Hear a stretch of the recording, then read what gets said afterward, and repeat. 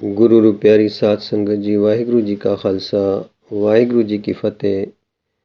Professor Puran Singh ji ਦੀ ਇੱਕ ਅਮੋਲਕ ਲਿਖਤ ਆਤਮਾ ਦਾ ਸੰਗੀਤ ਇਸ ਦਾ ਅਗਲਾ ਹਿੱਸਾ ਆਪ ਜੀ ਦੇ ਸਾਹਮਣੇ ਪੜ੍ਹ ਰਹੇ ਹਾਂ ਜੀ।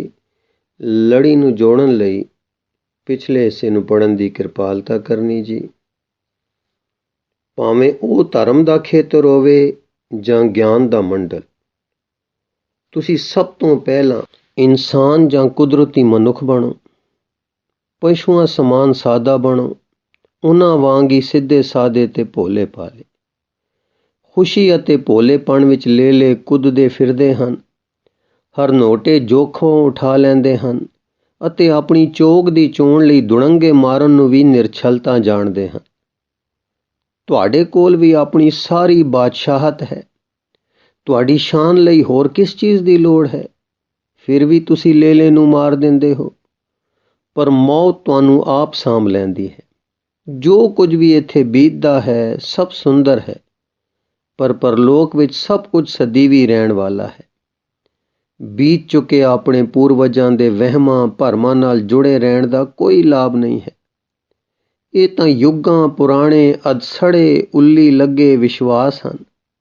ਅੱਗੇ ਤੁਰਦੇ ਚਲੋ, ਪਸ਼ੂਆਂ ਦੀ ਸਿਆਣਪ ਵੱਲ ਤੱਕੋ ਜੋ ਤੁਹਾਨੂੰ ਹੋਰ ਬਲਵਾਨ ਬਣਾਵੇਗੀ। ਤੁਹਾਡੇ ਲਈ ਸ਼ਰਮ ਦੀ ਗੱਲ ਹੈ ਜੇ ਤੁਹਾਡੇ ਕੋਲ ਜਾਨਵਰਾਂ ਵਾਲੀ ਉਹ ਮੂਲ ਪ੍ਰਵਿਰਤੀ ਵੀ ਨਹੀਂ ਹੈ ਜਿਸ ਦੇ ਆਸਰੇ ਤੁਸੀਂ ਆਪਣਾ ਜੀਵਨ ਗੁਜ਼ਾਰ ਸਕਦੇ ਹੋ। ਆਪਣਾ ਘਰ ਬਣਾਓ ਤੇ ਆਪਣੇ ਲਈ ਕੰਧ ਮੂਲ ਤੇ ਖਾਦ ਖੁਰਾਕ ਦੀ ਚੋਣ ਕਰੋ।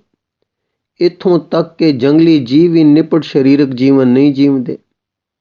ਇਹ ਗੱਲ ਬੜੀ ਹੈਰਾਨੀ ਵਾਲੀ ਹੈ ਕਿ ਤੁਹਾਨੂੰ ਉਹਨਾਂ ਤੋਂ ਵੀ ਘੱਟ ਸੂਝ ਹੈ। ਜੇ ਕੋਈ ਹੋਰ ਚਾਰਾ ਨਹੀਂ ਤਾਂ ਮਤਭੇਦਾਂ ਵਾਲਾ ਜੀਵਨ ਜੀ ਲਓ। ਇਹ ਅਣਖ ਨਾਲ ਸਮਝੌਤਾ ਕਰਕੇ ਮਰਨ ਨਾਲੋਂ ਚੰਗਾ ਹੈ। ਜੇ ਤੁਹਾਡੇ ਭਾਗਾਂ ਵਿੱਚ ਹਾਲੀ ਵੱਡਾ ਬਣਨਾ ਨਹੀਂ ਹੈ ਤਾਂ ਛੋਟੇ ਬਣ ਜਾਓ, ਪਰ ਆਪਣੇ ਆਪੇ ਨਾਲ ਸੁਹਿਰਦ ਤੇ ਖੜੇ ਹੋ ਕੇ ਆਪਣੇ ਆਲੇ ਦੁਆਲੇ ਦੇ ਮਨੁੱਖੀ ਭਾਈਚਾਰੇ ਨਾਲ ਵਿਚਰੋ। ਉਹਨਾਂ ਮਹਾਨ ਵਿਚਾਰਾਂ ਦਾ ਨਿਰੰਤਰ ਭਾਰ ਜੋ ਤੁਹਾਡੀ ਆਤਮਾ ਦੇ ਆਪਣੇ ਰੰਗ ਰੂਪ ਦੇ ਭਾਗ ਨਹੀਂ ਹਨ ਦੀ ਝੂਠੀ ਲੱਜਾ ਦੇ ਦਬਾਅ ਥੱਲੇ ਕਦੇ ਵੀ ਨਹੀਂ ਰਹਿਣਾ ਚਾਹੀਦਾ। ਵੱਡੇ ਆਦਮੀਆਂ ਦੀ ਇਸ ਭੁਲੇਖੇ ਵਿੱਚ ਨਕਲ ਕਰਨਾ ਕਿ ਤੁਸੀਂ ਉਹਨਾਂ ਵਰਗੇ ਹੋ ਜਾਓਗੇ ਸਰਾਪ ਹੈ। ਜੇ ਝੂਠੇ ਸ੍ਰਿਸ਼ਟਾਚਾਰ ਅਤੇ ਰਸਮਾਂ ਰੀਤਾਂ ਦੇ ਦਬਾਅ ਥੱਲੇ ਤੁਹਾਨੂੰ ਜੀਵਨ ਗੁਜ਼ਾਰਨ ਲਈ ਲਾਚਾਰ ਹੋਣਾ ਪੈਂਦਾ ਹੈ ਤਾਂ ਇਸ ਤੋਂ ਚੰਗਾ ਹੈ ਕਿ ਜੇ ਤੁਸੀਂ ਦੇਵਤੇ ਨਹੀਂ ਬਣ ਸਕਦੇ ਤਾਂ ਮਨੁੱਖਾਂ ਤੇ ਪਸ਼ੂਆਂ ਵਾਲਾ ਜੀਵਨ ਹੀ ਗੁਜ਼ਾਰੋ। ਬ੍ਰਿਛਾਂ ਦੀਆਂ ਜੜ੍ਹਾਂ ਆਪਣੇ ਆਪ ਹੀ ਧਰਤੀ ਵਿੱਚੋਂ ਨਮੀ ਲੱਭ ਲੈਂਦੀਆਂ ਹਨ। ਘਾਹ ਦੀ ਪੱਤੀ ਵੀ ਕਦੀ ਕੋਈ ਗਲਤੀ ਨਹੀਂ ਕਰਦੀ, ਨਾ ਹੀ ਕੋਈ ਕਬੂਤਰ ਜਾਂ ਚਿੜੀ ਕਦੀ ਗਲਤ ਰਾਏ ਗਈ ਹੈ। ਮਨੁੱਖ ਦੀ ਆਪਣੀ ਸਿਆਣਪ ਭਰੀ ਸੁਗੜਤਾ ਦੀ ਤੁਲਨਾ ਵਿੱਚ ਇੱਕ ਨੰਨਾ ਬੋਟ ਪੱਕੇ ਤੌਰ ਤੇ ਜਾਣਦਾ ਹੈ ਕਿ ਕਦੋਂ ਸ਼ੇਰ ਹੋਣੀ ਹੈ। ਕੋਈ ਵੀ ਸ਼ਹਿਦ ਦੀ ਮੱਖੀ ਮੁਕਰਨ ਤੱਕ ਸਿੱਧੀ ਪੁੱਜ ਜਾਂਦੀ ਹੈ। ਬਾਲ ਦੁੱਧ ਚੁੰਘਣ ਲਈ ਆਪਣੀ ਮਾਂ ਦੀ ਛਾਤੀ ਨੂੰ ਅਵਸ਼ ਢੂੰਡ ਲੈਂਦਾ ਹੈ। ਇਸੇ ਤਰ੍ਹਾਂ ਹਰ ਸੱਚਾ ਪ੍ਰੇਮੀ ਲੱਭਦਾ ਆਪਣੀ ਪ੍ਰੇਮਿਕਾ ਇਸਤਰੀ ਤੱਕ ਪੁੱਜੀ ਜਾਂਦਾ ਹੈ। ਫਿਰ ਮਨੁੱਖ ਆਪਣੇ ਪ੍ਰਭੂ ਪ੍ਰੀਤਮ ਕੋਲ ਕਿਵੇਂ ਨਹੀਂ ਪੁੱਜ ਸਕਦਾ? ਇੱਕ ਵਾਰ ਤਾਂ ਮੈਂ ਉਸ ਪ੍ਰਭੂ ਪ੍ਰੀਤਮ ਦੇ ਇਤਨੇ ਨੇੜੇ ਪੁੱਜ ਗਿਆ ਕਿ ਮੈਂ ਉਸ ਦੀ ਬਾਂਹ ਪਕੜਨ ਵਾਲਾ ਹੀ ਸਾਂ, ਪਰ ਪ੍ਰਭੂ ਪ੍ਰੀਤਮ ਇਹ ਜਾਣਦਾ ਸੀ ਕਿ ਮੈਂ ਉਸ ਕੋਲੋਂ ਬਹੁਤ ਦੂਰ ਹਾਂ, ਪਰ ਮੈਂ ਉਸ ਦੇ ਨਾਲ ਸਾਂ। ਉਹਨਾਂ ਵਿੱਚੋਂ ਇੱਕ ਅਜਿਹਾ ਸੁੰਦਰ ਤੇ ਬੁਰਿਆਰ ਸੀ ਤੇ ਦੂਜਾ ਬੜਾ ਸਿੱਧਾ ਸਾਦਾ ਨੇਕ ਇਨਸਾਨ। ਪਰ ਪਰਮਾਤਮਾ ਦੀਆਂ ਬਖਸ਼ਿਸ਼ਾਂ ਬੜੀਆਂ ਵਿਚਿੱਤਰ ਹਨ।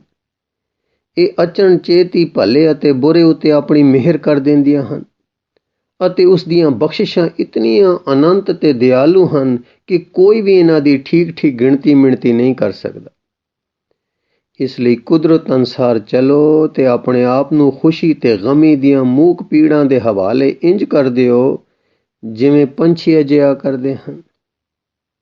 ਹਾਂਜੀ, ਇਸ ਲਈ ਕੁਦਰਤ ਅਨੁਸਾਰ ਚਲੋ ਤੇ ਆਪਣੇ ਆਪ ਨੂੰ ਖੁਸ਼ੀ ਤੇ ਗਮੀ ਦੀਆਂ ਮੂਕ ਪੀੜਾਂ ਦੇ ਹਵਾਲੇ ਇੰਜ ਕਰ ਦਿਓ ਜਿਵੇਂ ਪੰਛੀ ਅਜਿਹਾ ਕਰਦੇ ਹਨ। ਮੈਂ ਤੁਹਾਡੀਆਂ ਖੁਸ਼ੀਆਂ ਉੱਪਰ ਇਸ ਤੋਂ ਬਿਨਾਂ ਹੋਰ ਕੋਈ ਰੋਕ ਨਹੀਂ ਲਾਉਂਦਾ ਕਿ ਤੁਸੀਂ ਆਪਣੇ ਆਪੇ ਵਿੱਚ ਹੋਰ ਸੁੰਦਰ ਹੋ ਕੇ ਵਿਕਾਸ ਕਰੋ। ਇਹ ਸੁੰਦਰਤਾ ਹੀ ਤੁਹਾਡੇ ਅੰਦਰਲੇ ਸੱਚ ਦਾ ਸੱਚਾ ਪ੍ਰਗਟਾਵ ਹੈ। ਇਸ ਗੱਲ ਦੀ ਕੋਈ ਪਰਵਾਹ ਨਾ ਕਰੋ ਕਿ ਦੂਜੇ ਤੁਹਾਡੇ ਬਾਰੇ ਕੀ ਕਹਿੰਦੇ ਹਨ। ਕੋਈ ਵੀ ਬਾਹਰਲੀ ਵਸਤੂ ਤੁਹਾਡੇ ਜੀਵਨ ਦੇ ਚੱਜ ਆਚਾਰ ਵਿੱਚ ਕਿਸੇ ਕਦਰ ਕੀਮਤ ਦਾ ਵਾਅਦਾ ਨਹੀਂ ਕਰ ਸਕਦੀ। ਕਮਲ ਚਿੱਕੜ ਵਿੱਚੋਂ ਉੱਗ ਕੇ ਆਪਣੀ ਸੁੰਦਰਤਾ ਦੀ ਸ਼ਾਨ ਵਿੱਚ ਸਭ ਨੂੰ ਚਕਿਤ ਕਰ ਦਿੰਦਾ ਹੈ। ਫੁੱਲ ਕੰਡਿਆਂ ਉੱਤੇ ਹੀ ਆਪਣੀ ਸ਼ਾਨ ਦਾ ਪਿਟਾਰਾ ਖੋਲ ਦਿੰਦਾ ਹੈ। ਮਿੱਟੀ ਰੰਗਾ ਗੱਧੇ ਦਾ ਬੱਚਾ ਆਪਣੇ ਵਛੇਰੇ ਵਰਗੀ ਛੋਟੀ ਅਵਸਥਾ ਵਿੱਚ ਕੁੱਦਦਾ ਕਿੰਨਾ ਸੋਹਣਾ ਲੱਗਦਾ ਹੈ। ਬਸੰਤੀ ਚਿੜੀ ਤਾਂ ਆਪਣੇ ਅੰਡੇ ਦੇ ਖੋਲ ਵਿੱਚੋਂ ਹੀ ਇੱਕ ਗੀਤ ਵਾਂਗ ਬਾਹਰ ਆਉਂਦੀ ਹੈ। ਇਸ ਲਈ ਹੈ ਮਨੁੱਖ, ਤੂੰ ਆਪਣੇ ਚਿੱਕੜ ਗਾਰੇ ਤੇ ਮਿੱਟੀ ਵਿੱਚੋਂ ਇੱਕ ਗੀਤ ਦੀ ਤਰ੍ਹਾਂ ਬਾਹਰ ਆ। ਸੁੰਦਰਤਾ ਦਾ ਸ਼ਬਦ, ਮਿੱਤਰਤਾ ਦਾ ਫੁੱਲ ਤੇ ਮਨੋ ਭਾਵਾਂ ਦੀ ਸ਼ਾਨ ਬਣ ਜਾ। ਵਿਚਾਰ, ਐਸ਼ਵਰਜ, ਵਹਿਮ, ਭਰਮ, ਜਬਰ ਢਾਉਣ ਵਾਲੀਆਂ ਆਦਤਾਂ, ਕਤਲ ਅਤੇ ਲੁੱਟ-ਮਾਰ ਆਦਿ ਦੀਆਂ ਕਾਲ ਕੋਠੜੀਆਂ ਉਨੀਆਂ ਹੀ ਅੰਧਕਾਰਮਈ ਹੁੰਦੀਆਂ ਹਨ ਜਿੰਨੀਆਂ ਕਿ ਇੱਟਾਂ ਤੇ ਚੂਨੇ ਦੀਆਂ ਬਣੀਆਂ ਹੋਈਆਂ ਜੇਲ੍ਹਾਂ। ਜਾਬਰ ਦੇ ਤਸੀਹੇ ਤਾਂ ਜਬਰ ਸਹਿਣ ਵਾਲੇ ਵਿਅਕਤੀ ਦੀ ਮੌਤ ਨਾਲ ਹੀ ਮੁੱਕ ਜਾਂਦੇ ਹਨ, ਪਰ ਜਿਹੜਾ ਜਾਬਰ ਕਮਜ਼ੋਰ ਦੇ ਦਿਲ ਉੱਤੇ ਜ਼ਖਮ ਕਰਦਾ ਹੈ ਤੇ ਉਸ ਨੂੰ ਦੁੱਖ ਪਹੁੰਚਾਉਂਦਾ ਹੈ, ਦਾ ਕ੍ਰੋਧ ਪਰਲੋਕ ਵਿੱਚ ਵੀ ਨਾਲ ਜਾਂਦਾ ਹੈ। ਕਿਉਂ? ਜੋ ਉਹਨਾਂ ਨੇ ਆਪਣੀ ਅੰਦਰਲੀ ਮਨੁੱਖਤਾ ਦੀ ਸੁੰਦਰਤਾ ਨੂੰ ਭੰਗ ਕੀਤਾ ਹੈ। ਇਸ ਲਈ ਉਹ ਸਦੀਆਂ ਤੱਕ ਦੁਖੀ ਰਹਿੰਦੇ ਹਨ। ਆਪਣੀ ਯਾਦ ਸ਼ਕਤੀ ਦੀ ਹਿੰਸਾ ਤੇ ਵਿਚਾਰ ਦੀ ਸੂਖਮ ਕੈਦ ਤੋਂ ਰਿਹਾਈ ਨਹੀਂ ਮਿਲ ਸਕਦੀ। ਸਦੀਆਂ ਤੱਕ ਉਹ ਮਨੁੱਖ ਜਿਨ੍ਹਾਂ ਨੇ ਆਪਣੀ ਹੀ ਮਨੁੱਖਤਾ ਨੂੰ ਜ਼ਖਮੀ ਕੀਤਾ ਹੁੰਦਾ ਹੈ, ਦਾ ਵੀ ਅਜਿਹਾ ਹੀ ਹਸ਼ਰ ਹੁੰਦਾ ਹੈ। ਇਸ ਵਰਤਾਰੇ ਨੂੰ ਦੇਖਣ ਲਈ ਤੁਹਾਨੂੰ ਕਿਸੇ ਹੋਰ ਸੰਸਾਰ ਵਿੱਚ ਜਾਣ ਦੀ ਲੋੜ ਨਹੀਂ ਹੈ। ਇੱਥੇ ਹੀ ਤੁਹਾਡੇ ਸਾਹਮਣੇ ਕਈ ਅਜਿਹੀਆਂ ਜਾਤੀਆਂ ਹਨ ਜਿਨ੍ਹਾਂ ਨੇ ਆਪਣੇ ਮਨ ਦੀ ਉਸ ਚਾਰ ਦੁਆਰੀ ਤੋਂ ਕਦੇ ਬਾਹਰ ਕਦਮ ਨਹੀਂ ਰੱਖਿਆ ਜਿਸ ਵਿੱਚ ਸਦੀਆਂ ਪਹਿਲਾਂ ਉਹਨਾਂ ਦਾ ਜਨਮ ਹੋਇਆ ਸੀ। ਫਿਰ ਵੀ ਉਹ ਆਪਣੇ ਬੰਧਨਾਂ ਵਿੱਚ ਸੰਤੁਸ਼ਟ ਦਿਖਾਈ ਦਿੰਦੀਆਂ ਹਨ। ਇਹ ਖੁਸ਼ੀ ਉਹਨਾਂ ਦਾ ਸੰਤਾਪ ਹੈ।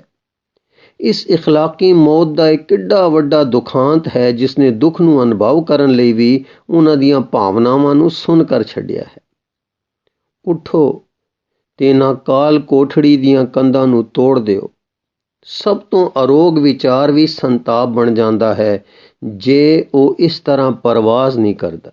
ਜਿਵੇਂ ਇੱਕ ਪੰਛੀ ਆਪਣੇ ਆਲਣੇ ਵਿੱਚੋਂ ਉੱਡਦਾ ਹੈ, ਆਪਣੇ ਲਈ ਨਵਾਂ ਭੂਤ ਤੇ ਨਵਾਂ ਭਵਿੱਖ ਸਿਰਜੋ। ਹਾਂਜੀ, ਉੱਠੋ ਅਤੇ ਇਹਨਾਂ ਕਾਲ ਕੋਠੜੀ ਦੀਆਂ ਕੰਧਾਂ ਨੂੰ ਤੋੜ ਦਿਓ। ਸਭ ਤੋਂ ਅਰੋਗ ਵਿਚਾਰ ਵੀ ਸੰਤਾਪ ਬਣ ਜਾਂਦਾ ਹੈ ਜੇ ਉਹ ਇਸ ਤਰ੍ਹਾਂ ਪਰਵਾਜ਼ ਨਹੀਂ ਕਰਦਾ ਜਿਵੇਂ ਇੱਕ ਪੰਛੀ ਆਪਣੇ ਆਲਣੇ ਵਿੱਚੋਂ ਉੱਡਦਾ ਹੈ। ਆਪਣੇ ਲਈ ਨਵਾਂ ਭੂਤ ਤੇ ਨਵਾਂ ਭਵਿੱਖ ਸਿਰਜੋ। ਇੱਥੋਂ ਤੱਕ ਇੰਦਰੀਆਂ ਦੇ ਭੋਗ ਵਿਲਾਸ ਜਦੋਂ ਨਵ ਜਨਮੇ ਹੁੰਦੇ ਹਨ ਤੇ ਜਿਨ੍ਹਾਂ ਨੂੰ ਅਸੀਂ ਆਮ ਤੌਰ ਤੇ ਘਿਰਣਾ ਕਰਦੇ ਹਾਂ, ਵੀ ਪ੍ਰਾਰਥਨਾ ਬਣ ਜਾਂਦੇ ਹਨ। ਨਵੀਂ ਉੱਭਰ ਰਹੀ ਜਵਾਨੀ ਜਿਸ ਨੇ ਹੁਣੇ ਹੀ ਆਪਣੇ ਜੀਵਨ ਦੀ ਕਲੀ ਨੂੰ ਖੋਲ੍ਹਿਆ ਹੈ, ਇੱਕ ਪ੍ਰਕਾਰ ਦਾ ਪ੍ਰਗਟਾ ਹੁੰਦਾ ਹੈ।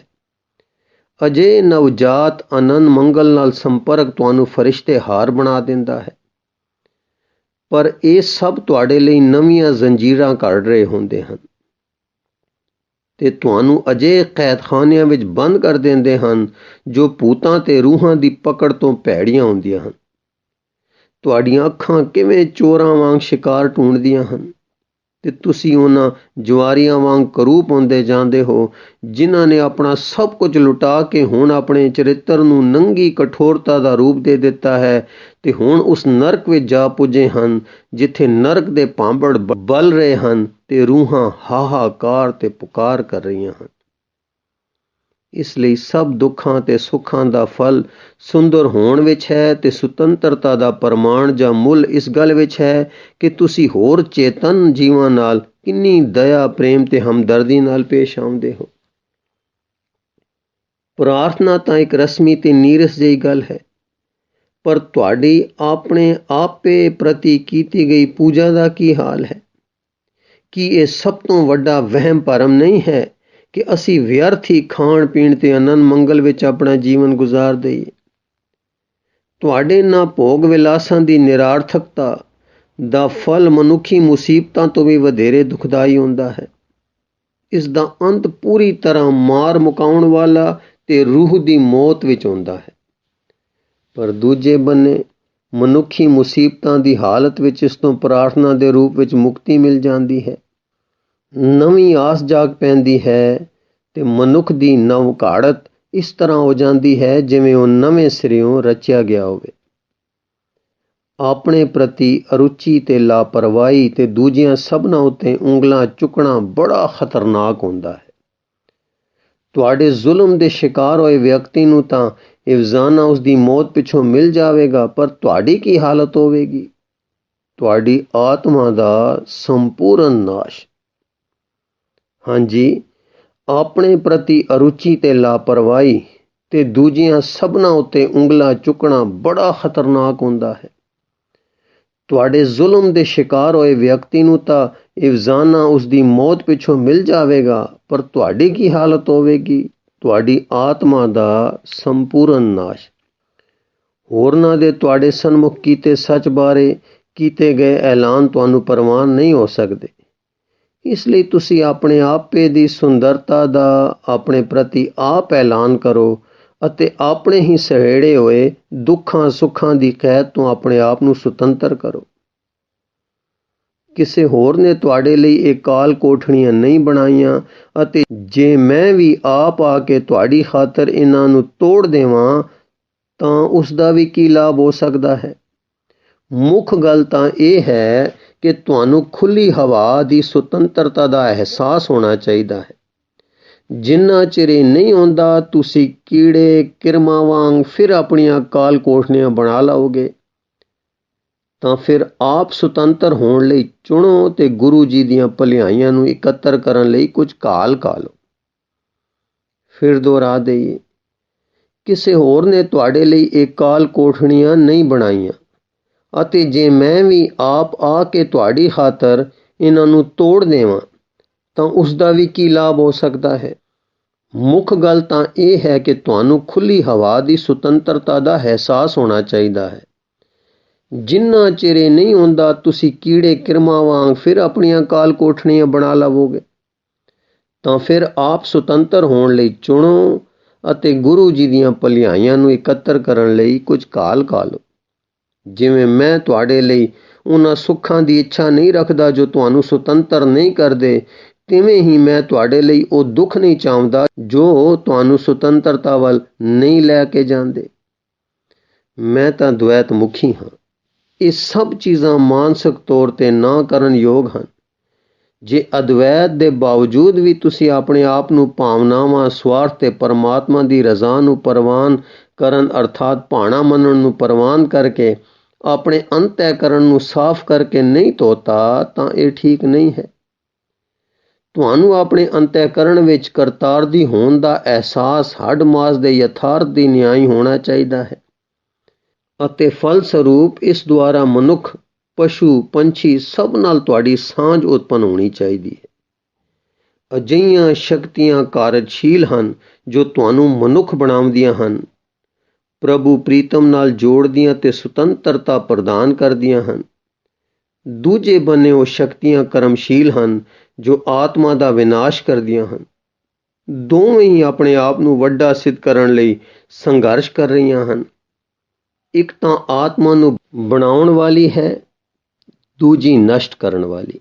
ਇੱਕ ਜੀਵਨ ਦੇਣ ਵਾਲੀ ਹੈ ਤੇ ਦੂਜੀ ਮੌਤ। ਇੱਕ ਸੁੰਦਰਤਾ ਦੇ ਨਾਨਾਪਣ ਵਿੱਚ ਇੱਕ ਸੁਰਤਾ ਉਤਪੰਨ ਕਰਨ ਵਾਲੀ ਹੈ ਤੇ ਦੂਜੀ ਕਰੂਪਤਾ ਤੇ ਬਦਸੂਰਤੀ ਪੈਦਾ ਕਰਨ ਵਾਲੀ।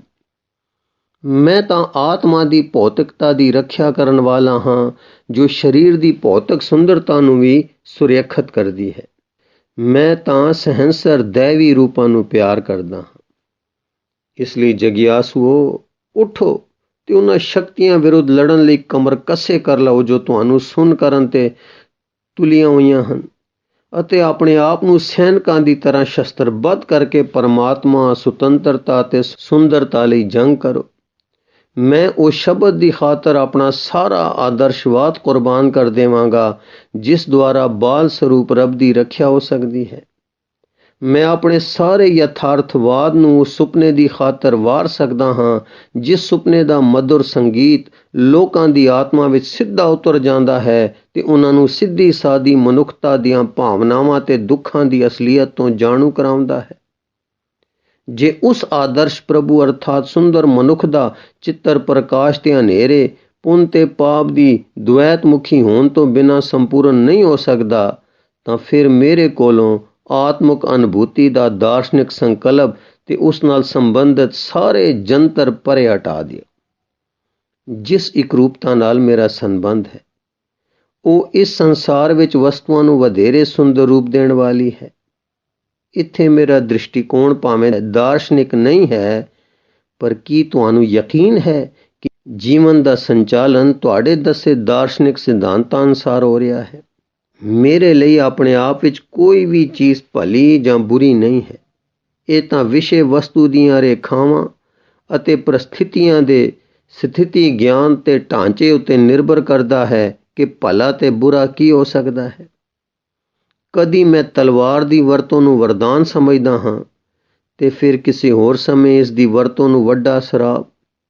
ਜਿਹੜੀ ਚੀਜ਼ ਮੈਨੂੰ ਪ੍ਰਭੂ, ਮਨੁੱਖਤਾ ਤੇ ਸੁੰਦਰਤਾ ਵੱਲ ਲਿਜਾਂਦੀ ਹੈ, ਮੇਰੇ ਲਈ ਉਹ ਪੁੰਨ ਹੈ, ਅਤੇ ਜਿਹੜੀ ਚੀਜ਼ ਮੈਨੂੰ ਇਹਨਾਂ ਤੋਂ ਦੂਰ ਲਿਜਾਂਦੀ ਹੈ, ਉਹ ਸਭ ਪਾਪ ਹੈ। ਮੈਂ ਤੁਹਾਨੂੰ ਠੀਕ ਕਹਿ ਰਿਹਾ ਹਾਂ ਕਿ ਪ੍ਰਭੂ ਤਾਂ ਸਿੱਧੇ ਸਾਦੇ ਮਨੁੱਖ ਦੀ ਮਨੁੱਖਤਾ ਲਈ ਸਹਿਕਦਾ ਰਹਿੰਦਾ ਹੈ। ਇਸ ਸਿੱਧੀ ਸਾਦੀ ਮਨੁੱਖਤਾ ਦੀ ਇੱਛਾ ਕਰਨੀ ਚਾਹੀਦੀ ਹੈ। ਪ੍ਰਭੂ ਦੇ ਖਜ਼ਾਨੇ ਵਿੱਚ ਹਿੱਸੇ ਦੇ ਸੁੱਖ ਦੁੱਖ ਬੜੇ ਮੁੱਲਵਾਨ ਹਨ। ਕੇਵਲ ਭਾਵਨਾ ਹੀ ਸੁੰਦਰ ਹੈ। ਇਹ ਮਿੱਟੀ ਨੂੰ ਵੀ ਜ਼ਿੰਦਾ ਕਰ ਦਿੰਦੀ ਹੈ ਤੇ ਨਿਰਜਿੰਦ ਪੱਥਰ ਵੀ ਸਜੀਵ ਸ਼ਾਂਤੀ ਵਿੱਚ ਧੜਕਣ ਲੱਗ ਪੈਂਦੇ ਹਨ। ਪਰ ਚੇਤੇ ਰੱਖੋ ਕਿ ਕੋਈ ਵੀ ਡਿੱਗਾ ਪੱਤਾ ਹਿਮਾਲਾ ਦੇ ਬਰਫੀਲੇ ਤੂਫਾਨ ਉੱਤੇ ਆਪਣੀ ਮਰਜ਼ੀ ਨਹੀਂ ਠੋਕ ਸਕਦਾ, ਜੋ ਕਿ ਉੱਚੀਆਂ ਟੀਸੀਆਂ ਉੱਤੇ ਸਰਸਰਾਂਦਾ ਜਾ ਰਿਹਾ ਹੈ। ਪਰ ਮੈਂ ਤੁਹਾਨੂੰ ਸੱਚ ਆਖਦਾ ਹਾਂ ਕਿ ਇਹ ਤਿੱਖੇ ਵੇਗ ਵਾਲਾ ਤੂਫਾਨ ਉਸ ਛੋਟੇ ਪੱਤੇ ਨੂੰ ਬੜੀ ਤੇਜ਼ੀ ਨਾਲ ਪ੍ਰੀਤਮ ਦੇ ਦਰ ਤੇ ਉਡਾਉਂਦਾ ਲਿਜਾ ਰਿਹਾ ਹੈ। ਗੁਰੂ ਰੂਪ ਪਿਆਰੀ ਸਾਧ ਸੰਗਤ ਜੀ, ਇਸ ਲਿਖਤ ਦਾ ਅਗਲਾ ਭਾਗ ਆਪ ਜੀ ਨੂੰ ਅੱਗੇ ਸਰਵਣ ਕਰਾਉਣ ਦੀ ਕੋਸ਼ਿਸ਼ ਕਰਾਂਗੇ ਜੀ। ਵਾਹਿਗੁਰੂ ਜੀ ਕਾ ਖਾਲਸਾ, ਵਾਹਿਗੁਰੂ ਜੀ ਕੀ ਫਤਿਹ।